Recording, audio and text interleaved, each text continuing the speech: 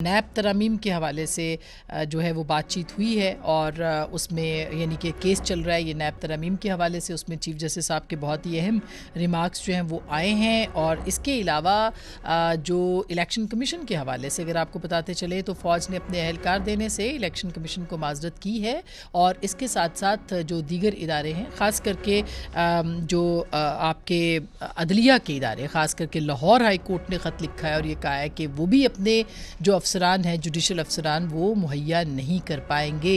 अब जब ये ऐसा होगा तो ज़ाहिर है कि आप इंतखाब कैसे करा सकते हैं, ये बहुत ही अहम सवाल होगा इलेक्शन कमीशन के हवाले से। और फिर उनके जो फ़ंड्स थे उसके ऊपर भी जो है वो कटौती की गई है और अब तकरीबन 47 अरब रुपए जो हैं वो मुहैया किए जाएंगे इलेक्शन कमीशन को। और इसके साथ साथ वजारत दाखिला ने भी एक ख़त लिखा है जिसमें कहा है कि दहशत गर्दी अपने उरूज पे है और उसके हवाले से भी इंतखाबात का जो इनकाद है वो उसका इम्कान नज़र नहीं आता। अब इलेक्शन कमीशन की तरफ सबकी निगाहें हैं, लेकिन उसके साथ साथ इमरान खान साहब ने मुख्तलिफ पिटीशंस डाल रखी हैं। मसलन लाहौर हाई कोर्ट में पंजाब के इंतखाबात के हवाले से, जिसमें कि आज जवाब भी जमा करवाया है गवर्नर साहब ने, और उसमें फरमाया है कि चूँकि उन्होंने असम्बली तहलील नहीं की थी इसलिए इलेक्शन की जो स्केजुअल है उसके लिए भी तहरीक इंसाफ को जो है वो रुजू करना पड़ेगा इलेक्शन कमीशन से।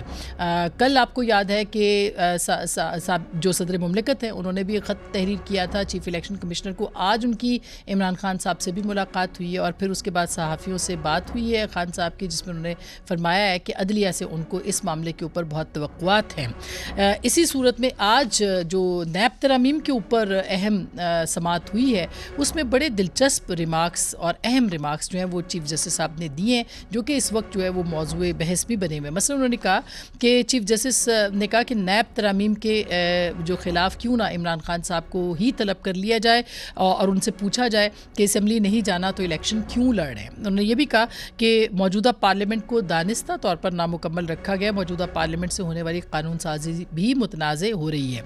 मुल्क की सबसे बड़ी सियासी जमात के सरबराह ने नैब की तरमीम को चैलेंज किया है, ये भी चीफ जस्टिस साहब ने फरमाया। उन्होंने खुद ही सबसे बड़ी सियासी जमात जो है वो और के सरबराह इमरान खान साहब को ही मुखातिब किया है। ये भी उन्होंने कहा है कि मुल्क में शदीद सियासी तनाव और बहरान है और ये भी उन्होंने कहा है कि इसका हल जो है वो इंतखाबात में ही है और इंतखाबात में जाना चाहिए। इसके हवाले से भी उन्होंने फरमाया है कि अदालत भी कानून साजी में मुदाखलत नहीं करना चाहती। अदालत ने खुद नोटिस नहीं लिया बल्कि नैब तरमीम के ख़िलाफ़ दरख्वास्त आई है और पाकिस्तान की तारीख़ में एक ही वज़ीर आज़म आए जो दयानतदार समझे जाते थे।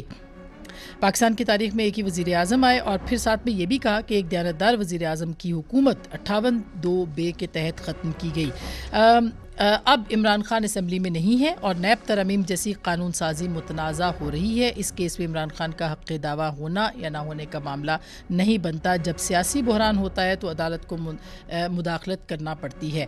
तो ये काफ़ी अहम रिमार्क्स हैं जो मैंने एज़ इट इज़ जो रिपोर्ट हुए हैं वो आपके सामने रखे हैं। क्या ये remarks chief justice of Pakistan को देने चाहिए, ये बहुत अहम होगा, इसके ऊपर भी हम बात करेंगे।